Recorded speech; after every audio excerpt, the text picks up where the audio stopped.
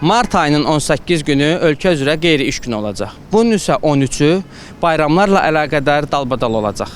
Bəs görəsən bu hal günəmuz işləyənlərə necə təsir edəcək? Gəlin özlərindən soruşaq. 18 gün sizi hər hansısa bir tətil, sizə hər hansısa bir işinizə maneçilik törədir? Yox, işimizə maneçilik yoxdur. Amma qismət ola gedək rayonlara gəzməyə də. Yəni işləmirsiniz bu 18 gün evdəsində, rəsmi iş yerində yəni? Yox, məndə rəsmi deyil, qeyri-rəsmidir, amma qismət ola tətil günləri yəni işləmirsiniz. hə, belə sayılır. Maddi cəhətdən əlbəttə ki, müəyyən təsir eləyir ümumi iş qrafikimə.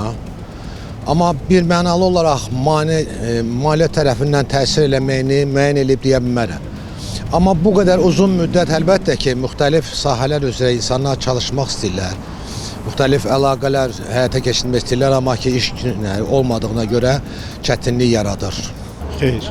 Yəni tətil edirsiniz yoxsa işləməyə davam edirsiniz tətil günləri? Yox, qanunvericiliyə uyğun olaraq istirahət günlərində qeyri-iş günləri.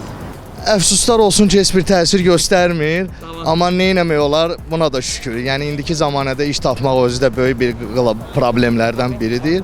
Ona görə şükürlər olsun ki, eyb yox. Buna da dözərik, problem yoxdur. Əsas odur bayramdır. Bu bayram günləri sizin işinizə hər hansısa bir təsir göstərir yoxsa tətilinizə davam edirsiniz? İşə çıxarsınız yoxsa işləyəsiniz? Yox, tətildə olacağam da.